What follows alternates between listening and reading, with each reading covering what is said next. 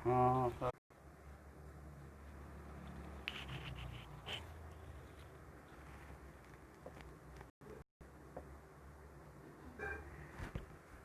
दोस्तों मैं क्षमा चाहूँगा, ये बीच में ये जितने इलेक्ट्रॉनिक माध्यम, इलेक्ट्रॉनिक जितनी भी चीज़ें हैं वो सब कहीं न कहीं बीच में धोखा दे जाती हैं और कहते हैं कि हर अच्छे काम में ये कुछ बाधाएं आती हैं। तो मैं फिर से लाइव हूँ आप लोगों के बीच में, और अचानक ही बेवजह ही ये फ़ोन बंद हो गया था। तो समझ में नहीं आया कि ऐसा क्यों हुआ। अब थोड़ा सा मैं इंतज़ार करता हूँ आप लोगों के आने का। मेरी आवाज़ पहुँच रही है आप लोगों तक? आवाज़ प्लीज़ आप में से कोई भी इशारा करे, एक कोई कमेंट करे कि मेरी आवाज़ आ रही है।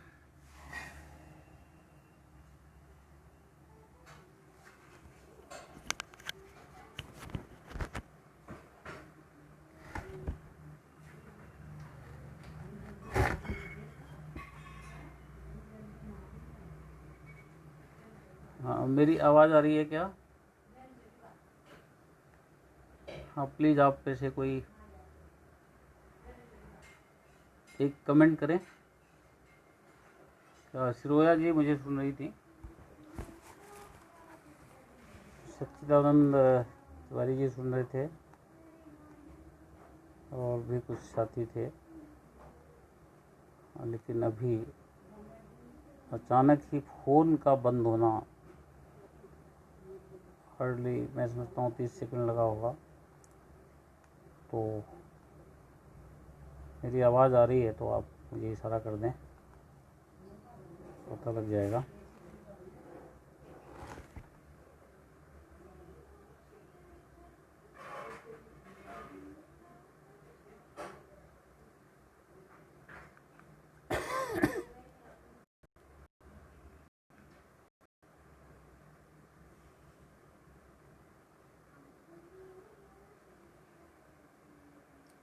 आवाज़ आ रही है दोस्तों? जी हाँ, आवाज़ आ रही है। अभी रश्मि खरे जी ने मेरे को बताया कि आवाज़ आ रही है। गड़बड़ होने लग जाता है, इससे समस्या है। थोड़ा सा आप लोग भी बर्दाश्त करें हमारे साथ, मेहरबानी होगी। ये मैंने ज़्यादा लाइव नहीं हुआ हूँ, ये मेरा दूसरा ही लाइव चल रहा है। परसों मैं सखी साहित्य परिवार में था, और अगले हफ्ते मैं मुक्तक लोक परिवार से जुड़ूंगा आप लोगों के साथ।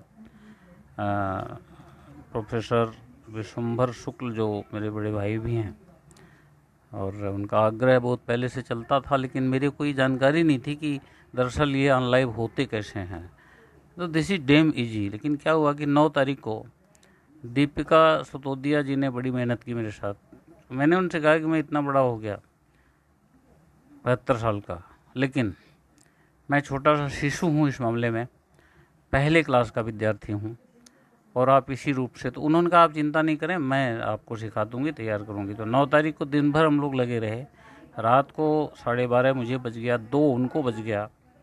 उन्होंने मेरा स्क्रीनशॉट मंगाया मेरे उसका टाइमलाइन का। एक कवर पिक होता है, नीचे फ़ोटो होती है, उसके नीचे हिंदी या इंग्लिश में नाम होता है कहीं कहीं। तो वो उन्होंने स्क्रीनशॉट मंगाया। लोग नहीं मंगाते हैं, उन्होंने मंगाया। उन्होंने कहा कि नहीं, हम तो मंगाते हैं और हम इसका वो बैनर वगैरह बनाते हैं, मतलब प्रचार प्रसार अच्छे से करते हैं। क्या मुझे एक अच्छी अनुभूति रही, पहला ही अनुभव था लाइव का, बावजूद इसके कि वहाँ काफ़ी अच्छा लगा लोगों को। तो थोड़ा तुम लोग आवाज़ कम कर लो ना, थोड़ा आवाज़ कम करो भाई। तो घर में होते हैं तो स्वाभाविक है कि थोड़ी कहीं ना कहीं से आवाज़ आती है, वो भी आप तक पहुंच रही होगी। मैं बहुत बहुत धन्यवाद देना चाहूँगा रश्मि खरे जी का, और उन्होंने मुझे अभी संकेत किया कि आवाज़ आ रही है। तो मैंने जो मुक्तक पढ़ा था, और रश्मि जी चूँकि अभी थोड़ा बाद में आई हैं, रेणु सिरोया जी ने देर तक सुना मेरे को। अब रेणु सिरोया जी निश्चित रूप से मुझे सुन रही होंगी, और उनका कमेंट भी आ रहा था कि आपको सुनना हमारे लिए गर्व की बात है। तो अब देखिए, मैं वही मुक्तक एक बार फिर से पढ़ देता हूँ।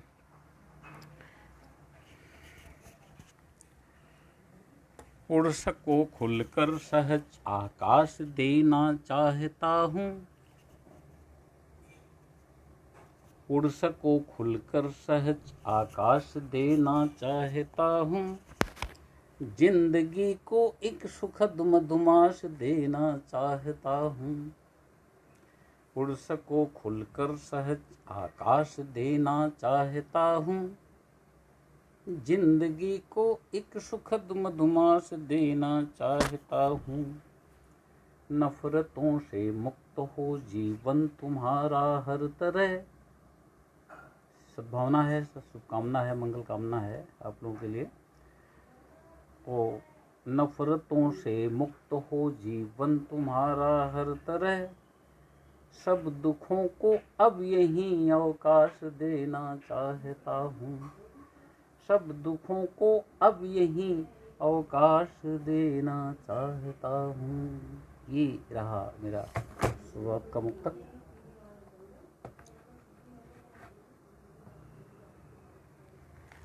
और अब लीजिए आगे बढ़ते हैं। और जी हाँ, आपकी आवाज़ आ रही है, ये रश्मि जी ने बताया मेरे को। तो अब जो है मैं एक छोटी सी गीतिका, बहुत छोटी सी गीतिका है, और मैं आगे बढ़ूँ, इजाज़त है? ये साथी लोग कहीं लगता है कहीं व्यस्त हो गए हैं, या मुझे सुन तो रहे हैं, देख रहे हैं, लेकिन कमेंट नहीं आ पा रहा है उनका। कमेंट आने में हो सकता है दिक्कत हो रही हो। जैसे अभी मेरा फ़ोन बीच में बंद हुआ था, तो फ़ोन को रखा भी मैंने ऐसी जगह है जहाँ से वो कहीं गिर जाता है। रखे होने में सुविधाजनक रहता है, हाथ में लेके अगर हम पढ़ते हैं तो उसमें वो हाव भाव, जो भाव भंगिमाएँ, तो अभिनय भी एक ज़रूरी चीज़ होता है। जब हम काव्य पाठ कर रहे होते हैं तो हमारा हाथ भी चलना चाहिए, हमारे चेहरे से भी वो भाव आना चाहिए जो हम अंदर से आती है कविता। तो जब तक लोग आ रहे हैं तब तक ऐसी बात कर लें कि कविता हमेशा अंदर से आती है। कविता में दिमाग का कोई काम नहीं। जो मेरा इतने वर्षों का, लगभग 60 साल से मेरी लेखनी चलती है, और आप लोग सब जानते हैं मुझे, मेरे बारे में कुछ भी कहने की ज़रूरत नहीं है। मैं डॉक्टर रघुनाथ मिश्र सहज हूँ कोटा से, ये ज़रूर कहना चाहूँगा। हो सकता है कि कुछ लोग नाम से भी उनको ध्यान नहीं आ रहा हो। तो मैंने किताब अभी बताई थी, जैसे आप देखिए कि फ्रंट पेज पे ये विशेषांक है शेषामित्र का, और पीछे कुछ ये उन लोगों के कुछ पंक्तियाँ यहाँ दी गई हैं जिन्होंने अंदर इसमें अपनी राय लिखी है। इसमें देश भर के बहुत सारे लोगों का मुझे बहुत प्यार मिला, बहुत स्नेह मिला। तो अब चलिए मैं एक छोटी सी रचना, गीतिका है, छोटे बहर की गीतिका है, सुनिए। रश्मि जी सुन रही हैं, बड़े प्रेम से उनका स्नेह मिल रहा है मेरे को, रश्मि खरे जी का। तो खरे जी को समर्पित है। शब्द मूल्यहीन हो गया, गौर चाहूँगा, शब्द मूल्यहीन हो गया, कथ्य शिल्पहीन हो गया। गौर चाहूँगा, शब्द मूल्यहीन हो गया, कथ्य शिल्पहीन हो गया। और देखें फिर युग्म, देखें युग्म कहेंगे इसको, क्योंकि गीतिका है ना ये, और शेर कहने की आदत हम शेर कहे जाते हैं। गीतिका है वो मुखड़ा मैंने पढ़ा था, मतला जिसे कहते हैं उर्दू में, तो यहाँ मुखड़ा था। शब्द मूल्यहीन हो गया, कथ शिल्पहीन हो गया, कल तलक जो था नया नया, कल तलक जो था नया नया, आज वो प्राचीन हो गया। हम भी प्राचीन हो गए, हम भी कभी नए हुआ करते थे, लेकिन लोग ठीक कहते हैं ओल्ड इज गोल्ड। अब मैं तो ओल्ड मानता नहीं अपने को, और ओल्ड इज गोल्ड जब कहते हैं तो निश्चित रूप से जिस दिन मैं अपने आप को बूढ़ा मान लूँगा उस दिन बूढ़ा हो जाऊँगा। और अभी तो आप लोगों की दुआएं, आप लोगों का स्नेह, ईश्वर की कृपा ये सब चल रही है, तो मैं स्वास्थ्य खराब होने के बावजूद भी देखिए आपके साथ हूँ, सामने हूँ। तो कल तलक जो था नया नया, आज वो प्राचीन हो गया। क्या तरक्कियों का दौर है, क्या तरक्कियों का दौर है। देखिए देखिए परिवर्तन देखिए, इसे तरक्की कहते हैं, ये तरक्की है। क्या तरक्कियों का दौर है, आदमी मशीन हो गया, शब्द मूल्यहीन हो गया, कथ शिल्पहीन हो गया,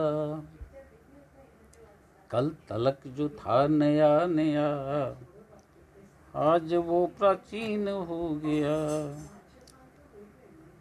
क्या तरक्कियों का दौर है, आदमी मशीन हो गया, हद से बढ़ गई रुकावटें, गिरावटें, हद से बढ़ गई गिरावटें, आसमां जमीन हो गया। देखिए आसमां का जमीन हो जाना, मतलब ये अनुभव की बात है दोस्तों। अब सब उल्टा पलटा हो रहा है। तो आसमां का जमीन हो जाना या जमीन का आसमान हो जाना, जबकि इन दोनों का विधान में कहीं मिलन नहीं है। ये धरा और गगन है ना, तो इनका कहीं, और नदी के दो किनारे, इनका मिलना कभी संभव नहीं होता, लेकिन ये संभव हो रहा है इस उत्तराधुनिक काल में। तो हद से बढ़ गई गिरावटें, आसमां जमीन हो गया। और देखें, आम आदमी डरा डरा। अभी देखिए आपको लग रहा होगा कि बिल्कुल भी ताज़ा ताज़ा इसी दौर की रचना होगी। दौर तो यही है निश्चित, रचना लेकिन बहुत पुरानी है। ये गीतिका मेरी कम से कम 7 साल पुरानी है दोस्तों। तब मुझे इल्म थोड़ी था कि ऐसे पूरी दुनिया के लेवल पर एक महामारी आएगी और अभी करोड़ों की तादाद में लोग इस दुनिया से विदा हो चुके हैं। तो देखिए, आम आदमी डरा डरा, डर भी अब युगीन हो गया। देखिए मतलब ये अभी टेम्परेरी नहीं है, अभी ये डर न जाने कब तक चलेगा। लेकिन पर्टिकुलरली ख़ास तौर से ये जो महामारी चल रही है, इस बारे में मैं कहना चाहूँगा कि डरने की आवश्यकता नहीं है। जब हम डरते हैं तो हमें और डराया जाता है। डरने की ज़रूरत नहीं, इसको हम एक चुनौती के रूप में स्वीकार करें और ये दौर भी ख़त्म हो गया। तो बीच में एक लाइन याद आ गई कि कहीं किसी बड़े साहित्यकार को मैंने पढ़ा था कि सवाल और जवाब 2 लाइन में, देखिए 2 लाइन है कि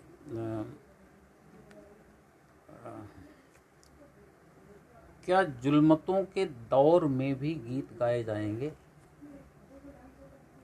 गौर फरमाएं रश्मि खरी जी, आप अकेली ही दिखाई दे रही हैं कमेंट के हिसाब से, और बाकी और साथी अगर सुन रहे हों तो मेरे लिए बड़ी खुशी की बात है कि देखिए कि क्या जुल्मतों के दौर में भी गीत गाए जाएंगे। तो अगली लाइन में जवाब है हाँ, जुल्मतों के दौर के ही गीत गाए जाएंगे। तो अभी ये जो दौर चल रहा है ना,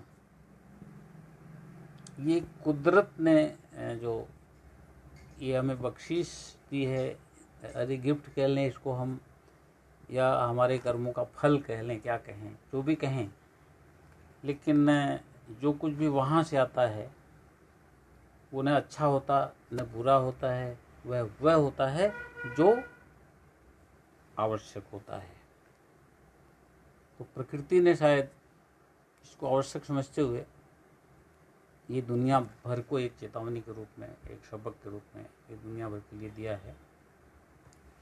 और समय का इशारा, रश्मि खरे जी अगर आप बताएं कि अभी क्या समय हो रहा है, क्योंकि यहाँ कहीं घड़ी नहीं दिखाई दे रही है आसपास में, तो घड़ी मैंने पहनी भी नहीं हुई है, तो अगर समय का कोई अंदाज़ा बताएं। कपिल जी अगर आप मुझे सुन रहे हों तो बताएं समय का अंदाज़ा, समय क्या हो रहा है। चलिए कोई बात नहीं है। तो अब आम आदमी डरा डरा, वो डर भी अब युगीन हो गया। और देखिए, सहज कुछ को जान की पड़ी, आखिरी अंतिम युग में है, जिसे अगर उर्दू में होता तो मक्ता कहते हैं अपन, इसमें शायर का नाम आता है। तो आखिरी युग में मैं भेंट कर रहा हूँ आपको। सहज कुछ को जान की पड़ी, सहज कुछ को जान की पड़ी, और कुछ को जग हसीन हो गया, शब्द मूल्यहीन हो गया, कथ्य शिल्पहीन हो गया। सुशीला टाइम क्या हुआ? अच्छा, चलिए अभी एक बजा है, और आपकी और इजाज़त है अगर तो आगे हम बढ़ें। लेकिन थोड़ी सी मुझे निराशा भी हो रही है कि कोई कमेंट नहीं दिखाई दे रहे हैं। लगता है बहुत कम लोग सुन पा रहे हैं इसको, देखो। लेकिन चलिए अब एक आखिर में बिल्कुल एक फ्री वर्स पोइट्री जो मैं समझता हूँ कि 76 में मैंने लिखी होगी। ताज्जुब हो रहा होगा कि आज भी उतनी प्रासंगिक है, क्यों मैं 12 साल का हूँगा मुश्किल से जब से लिख रहा हूँ। अभी 60 साल हो गए लिखते हुए, लेकिन मैं ये दावा नहीं करता कि मुझे सब कुछ ज्ञान है। छंद विधान, शिल्प और ये तमाम मैं बिल्कुल दावा नहीं करता, क्योंकि मैं ये मान के चलता हूँ कि ये जो भी है परमात्मा ने दिया है, हम लोग माध्यम बनते हैं। और इस दुनिया में लोगों का प्यार अगर हम चाहते हैं तो वो प्यार हमें भीख में नहीं मिलता कभी। तो ये मैं इसलिए कह रहा हूँ कि जिससे ये साहित्य से जुड़ी हुई चीज़ है, अध्यात्म है, जीवन दर्शन है इसमें। तो और रश्मि खरे जी का मुझे आशीर्वाद मिलता रहता है सोशल मीडिया में, फेसबुक पर। यहाँ कुछ और लोगों को मैं सोच रहा था कि मिलेंगे। पुष्पा जी शायद बीमार चल रही है, पुष्पा शर्मा जी। रश्मि शर्मा जी भी शायद, वो भी, उनका स्वास्थ्य भी ठीक नहीं चल रहा है। और दीपिका सतोदिया जी भी व्यस्त होंगी अपने कार्यक्रम में, उनका अपना सखी साहित्य परिवार है। तो बहुत सारे लोगों से मुझे उम्मीद थी कि यहाँ मिलेंगे, लेकिन चलिए कोई बात नहीं। मुझे पूरा भरोसा है कि लोग सुन रहे होंगे। और फिर ये है कि काम अपना करना है, और लोगों के लोग जाने भाई, उनकी ना पसंद हो पसंद का मैं क्या कह सकता हूँ। हाँ, इतना ज़रूर है कि जो कुछ मैं कह रहा हूँ वो बड़े तहे दिल से कह रहा हूँ, और उसमें कोई समय पास होने वाली बात नहीं है। एक मैं समझता हूँ कि ये 75 या 74-75 के आसपास की का लिखा हुआ एक प्री वर्स पोइट्री है, मुक्त छंद। उसमें शीर्षक दिया जाता था कविताओं को, गीतों को। तो यदि शीर्षक है इसमें, देखिए। कोयल की कूक, मयूर की थिरक, रिमझिम सावन की, खुशबू मधुबन की, सच है बहुत प्यारी लगती हैं। बीच बीच में रश्मि खरे जी आपसे निवेदन है कि आपको अगर अच्छा लग रहा है तो आप ये भी इशारा करें, कहीं आप छोटा मोटा कोई कमेंट दे के मेरा मनोबल बढ़ाएं कि आप को ये अच्छा लग रहा है, कहीं आप बोर तो नहीं फील कर रही हैं। और क्योंकि आपके अलावा अभी कमेंट्स तो दिखाई नहीं दे रहे हैं, पहले आए थे शुरू शुरू में कई सारे कमेंट्स आए, लेकिन अभी नहीं दिख रहे हैं। तो अगर आप मेरा मनोबल बढ़ाएं, थोड़ा सा उत्साहित करें, तो चलिए खैर मैं कविता। कोयल की कूक, मयूर की थिरक, रिमझिम सावन की, खुशबू मधुबन की, सच है बहुत प्यारी लगती हैं। यदि पेट भरे हों, तन ढके हों, मौसम अनुकूल हो। अनुभवजन्य चीज़ें हैं। ये परिंदों का चहचहाना किसको नहीं अच्छा लगता। ये पूर्णिमा की चांदनी जो है वो किसको नहीं भाती, किसको नहीं गुदगुदाती। लेकिन वही चीज़ें विरोधाभासी लगने लग जाती हैं जब ये चीज़ें नहीं हो तो। कोयल की कूक, मयूर की थिरक, रिमझिम सावन की, खुशबू मधुबन की, सच है बहुत प्यारी लगती हैं। यदि पेट भरे हों, तन ढके हों, मौसम अनुकूल हों। और आखिरी बंद है, टूटता है विश्वास, छलती हैं परिभाषाएं और नचती हैं आस्थाएं। रोटी चरित्र प्यार होते हैं जब सिर्फ शब्दों में, दिखाई देते हैं जब सिर्फ मंचों पर, और कैद होते हैं जब सिर्फ ग्रंथों में। सच है बहुत प्यारी लगती हैं। कोयल की कूक, मयूर की थिरक, रिमझिम सावन की, खुशबू मधुबन की, सच है बहुत प्यारी लगती हैं, बहुत प्यारी लगती हैं, बहुत प्यारी लगती हैं। तो अब एक आखिर में इजाज़त हो तो एक गज़ल जो सन 74 में लिखी थी ये गज़ल, और इसी गज़ल से 1982 में जनवादी लेखक संघ का राष्ट्रीय सम्मेलन का उद्घाटन हुआ, और 10-12 इप्टा वगैरह से जुड़े हुए जो कलाकार थे उन लोगों ने इसको अपने तरीके से पेश किया है। बीमार होने की वजह से 12-13 फरवरी 1982 को दिल्ली में महाधिवेशन हुआ था जनवादी लेखक संघ का। इसमें मैं खुद नहीं जा पाया था, लेकिन मेरी गज़ल को उन लोगों ने अमर कर दिया। वो मेरी ज़िंदगी की पहली गज़ल थी, जो सबसे खूबसूरत गज़ल मैं खुद मानता हूँ। कहते हैं कीर्तिकार को जब अपनी कीर्ति खुद पसंद आए और वो अपनी कीर्ति को देख के खुद खुश हो जाए। कहा गया है कि मनुष्य man is the maker of his own destiny. मनुष्य अपने भाग्य का निर्माता खुद होता है। मनुष्य स्वयं अपना शिल्पकार होता है। तजुर्बा ये कहता है कि आपकी लेखनी जो कुछ कागज पर उकेरती है, आप उसके सबसे बड़े समीक्षक होते हैं। तो आपको अगर वो चीज़ पसंद आई तो निश्चित रूप से लोगों को भी पसंद आएगी। देखिए मैं अब एक वही वाली गज़ल पेश कर देता हूँ।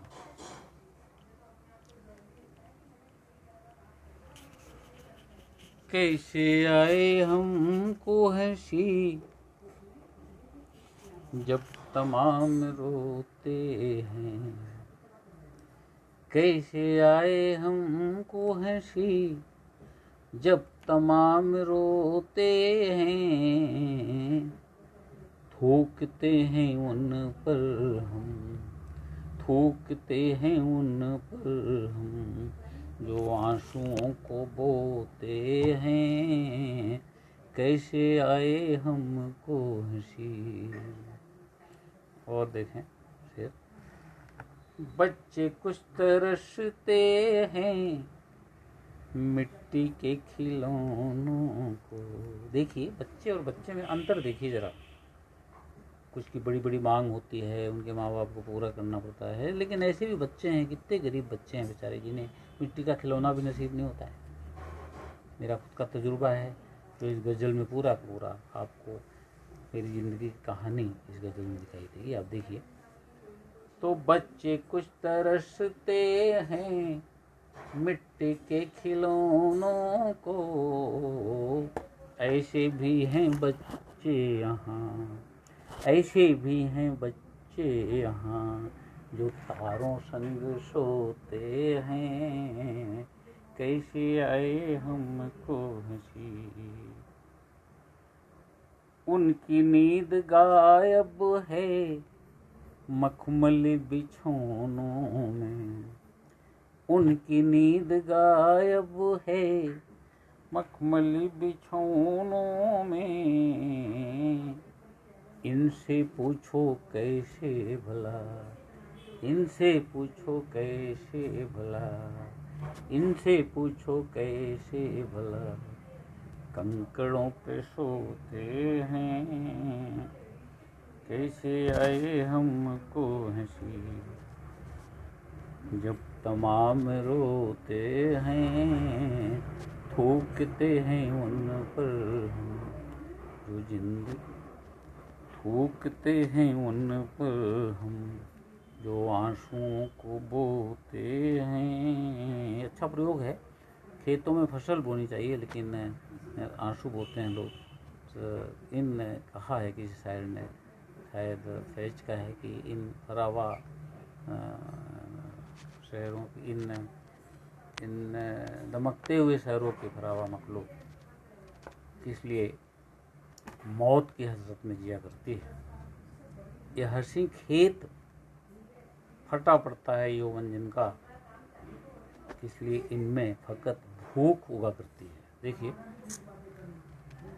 आगे फिर देखिए,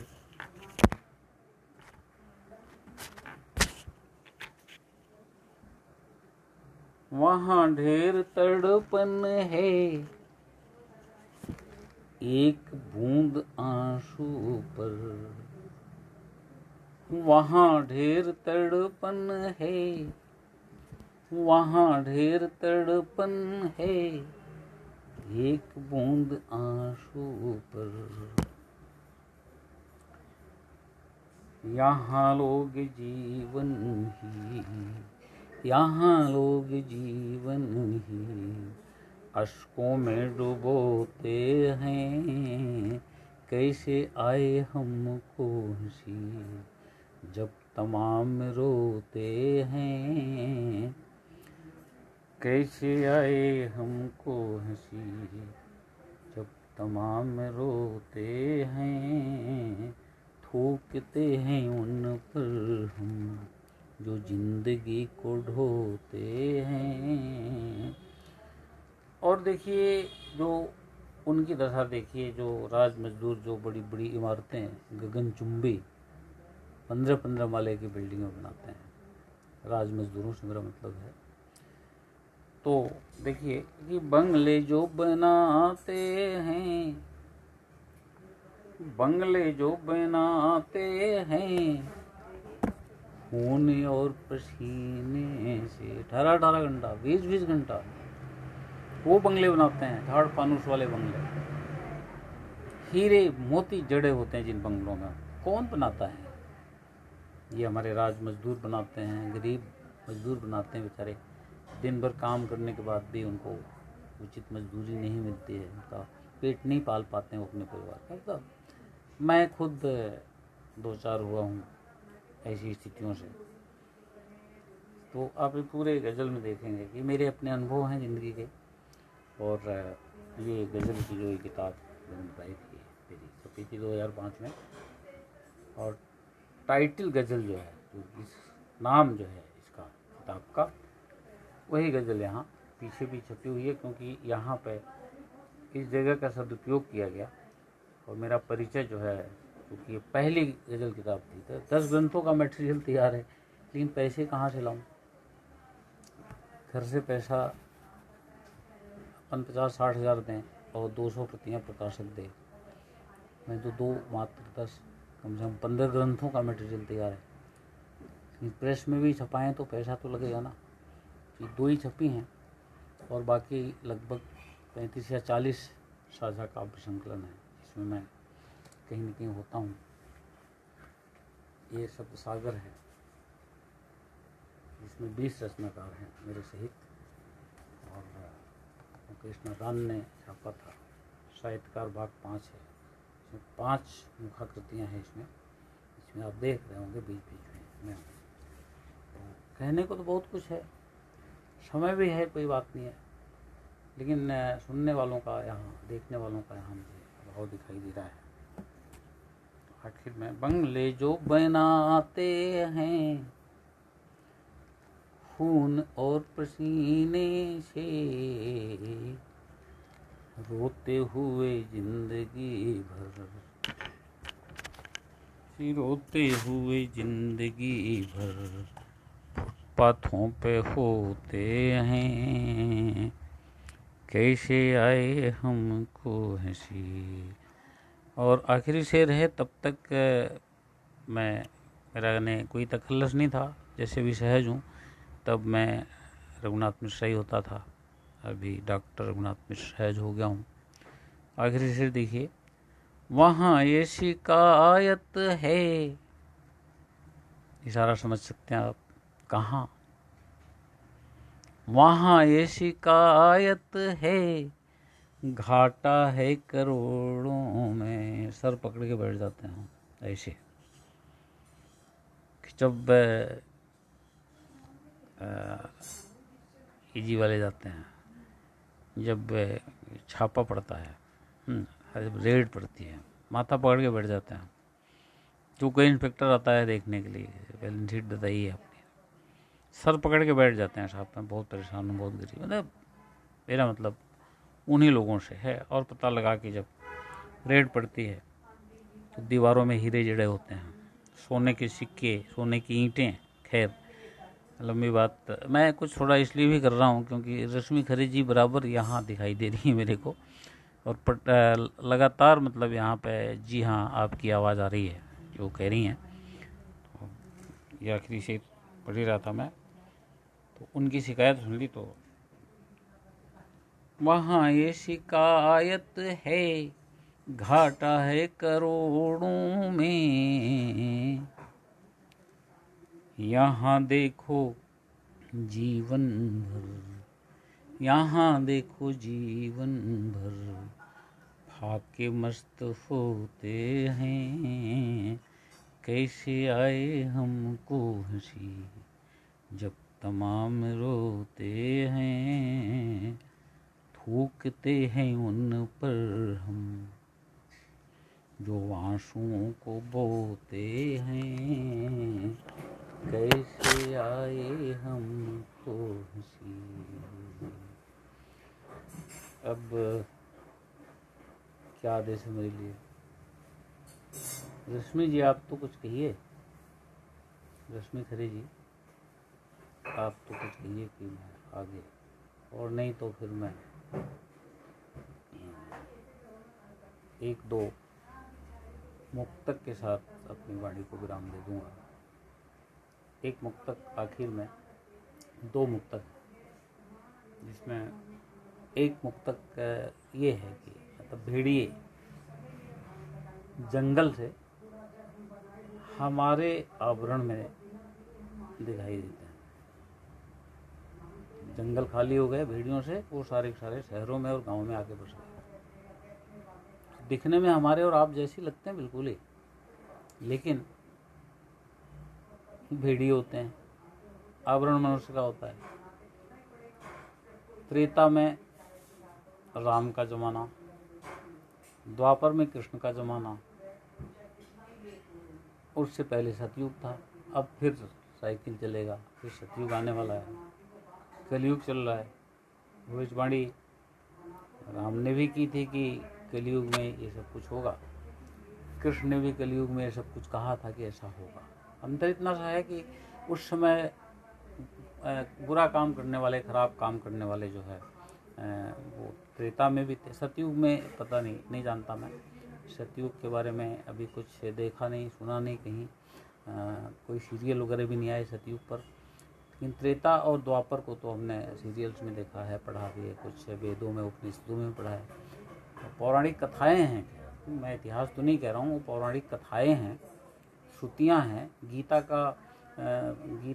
पूरी की पूरी 18 अध्याय जो है वो महाभारत के मैंने मैदान में कुरुक्षेत्र में जहाँ ये लड़ाई लड़ी गई थी, ये सब अर्जुन को उन्होंने सुनाया था। ऐसा कहते हैं कि उस गीता का लेखक कोई नहीं लिखा होता, वो श्रुतियाँ हैं, तो जितने वेद पुराण हैं सबको श्रुतियों के रूप में माना जाता है। उस समय वो राक्षस होते थे। रावण के ज़माने में, कंस के ज़माने में वो लोग राक्षस होते थे।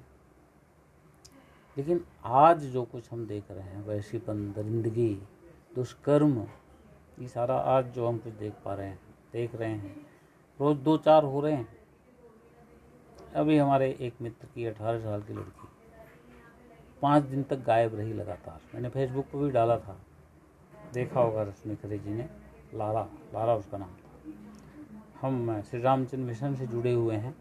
सहज मार्ग उसकी साधना पद्धति है और वो हमारे अभ्यासी भाई हैं।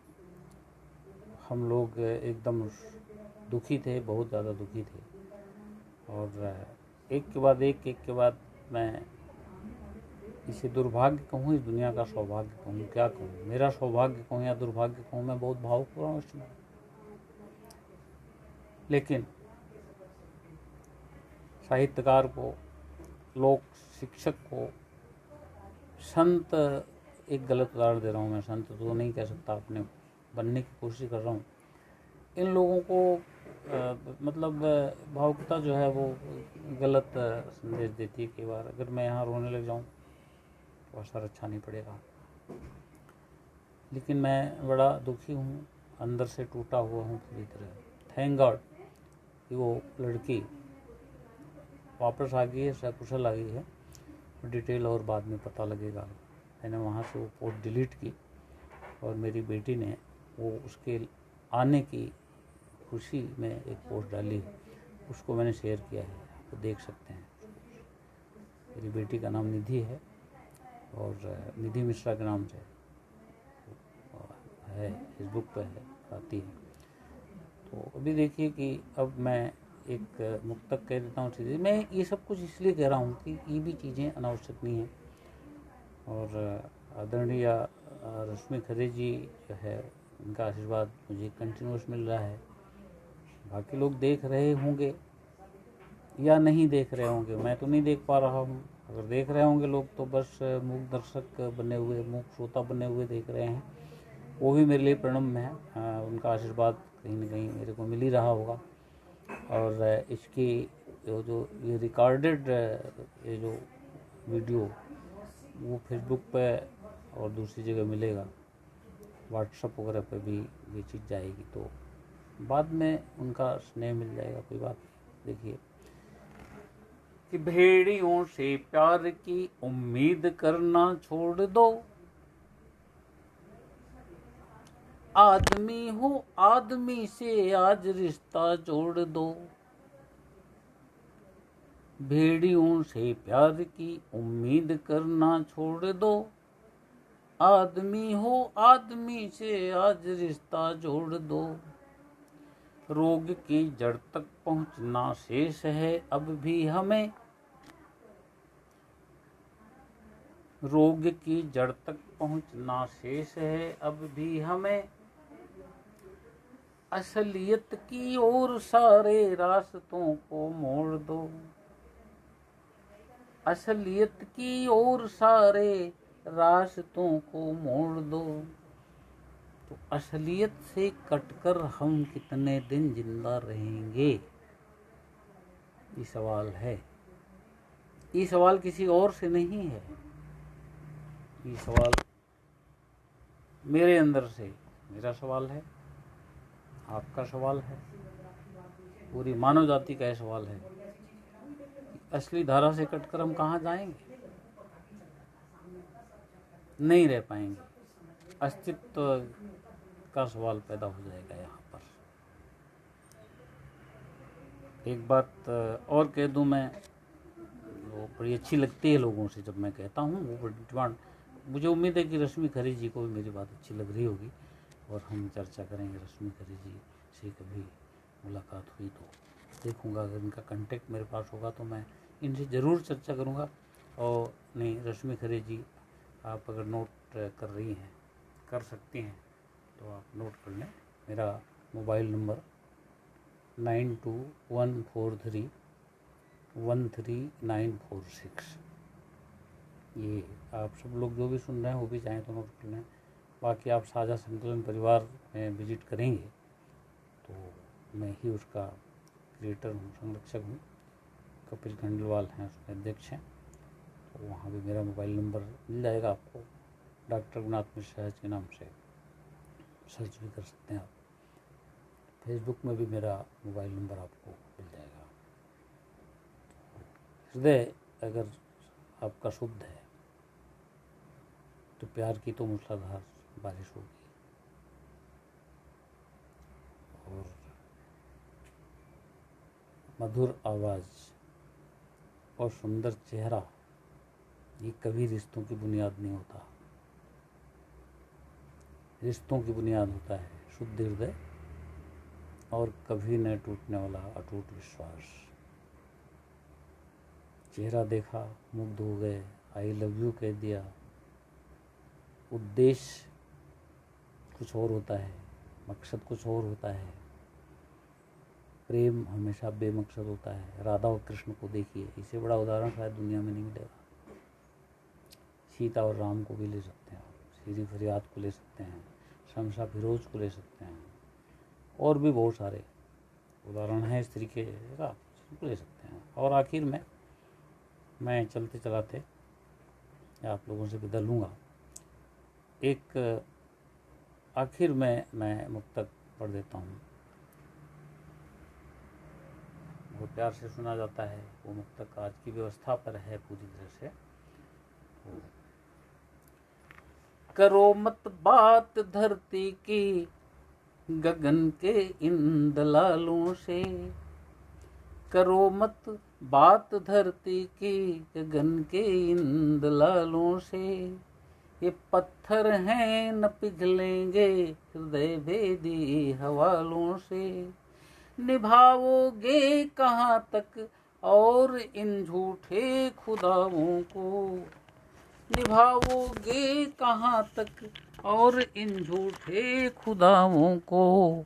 उघाड़ो बर्क के चेहरे छिपे पहने सवालों से, उघाड़ो बर्क के चेहरे छिपे पहने सवालों से। उघाड़ो बर्क के चेहरे छिपे पहने सवालों से। दोस्तों, मैं अब आप लोगों से विदा लेना चाहूँगा, क्योंकि मेरी हिम्मत में कमी नहीं आने देता। खराब स्वास्थ्य के बावजूद भी मैं आप लोगों से मुखातिब हूँ। अब कितने लोगों ने सुना, कमेंट कोई आते तो पता लगता, लेकिन बाद में हो सकता है कमेंट आए, मेरे पास आए कमेंट और जाएगी। फ़िलहाल आज के लिए इतना ही, और चलते चलाते आपको ये भी निवेदन कर दूं कि ये मेरी ज़िंदगी का दूसरा लाइव है। पहला लाइव मेरा हुआ था 10 तारीख को, उस दिन शनिवार था, कल का दिन बीच में निकला है, और आज ये दूसरा लाइव हो रहा है। और तीसरा लाइव आपको मिलेगा, अभी से आप सब लोगों को न्योता दे देता हूँ मैं कि मुक्तक लोक में वो शेड्यूल आप तक पहुँच जाएगा। अगर आप मुक्तक लोक से जुड़ी हुई हैं खरे साहिबा, तो आप तशरीफ़ लाइएगा वहाँ पर। और मुक्तक लोक परिवार के लोग अगर कोई यहाँ है तो उनकी भी जानकारी मैं करा दूँ, क्योंकि आदरणीय बड़े भाई प्रोफेसर विशंबर शुक्ल जी ने मुझे कहा है कि अगले हफ्ते वो मेरा काव्य पाठ करवाएंगे, और वो सैटरडे संडे में होता है, तो भी 2 दिन होता है, टाइट शेड्यूल रहता है, और वो दिन भर किसी न किसी की चलता रहता है। कभी आधे घंटे का समय होता है, कभी 1 घंटे का समय होता है। तो फिर मिलेंगे कभी, इस पटल पे भी मिल सकता हूँ, मेरे फेसबुक पे भी मिल सकता हूँ, और आप लोग अगर कभी चाहेंगे, मौका देंगे, वहाँ भी हो सकता हूँ। फ़िलहाल नमस्कार, बहुत बहुत धन्यवाद आप लोगों को। आभारी हूँ। आप लोगों ने मुझे सुना, देखा। ख़ास तौर से मैं मेरी बेटी समान आदरणीय कहूँगा तो लड़ेगी, फिर पहले मैंने कहा था कि वो बेटी समान है, मुझे पिता तुल्य मानती है, डॉक्टर रेनू सिरोया कुमुदिनी। काफ़ी देर तक पटल पर रहीं यहाँ और उन्होंने मुझे सुना, सराहा भी। और आखिर में ये आदरणीय रश्मि खरे जी का भी मैं बहुत बहुत आभारी हूँ। और जितने लोग भी सुन रहे हैं, जितने लोग भी देख रहे हैं, सभी का आभार व्यक्त करते हुए अपनी बात की समाप्त करता हूँ। धन्यवाद।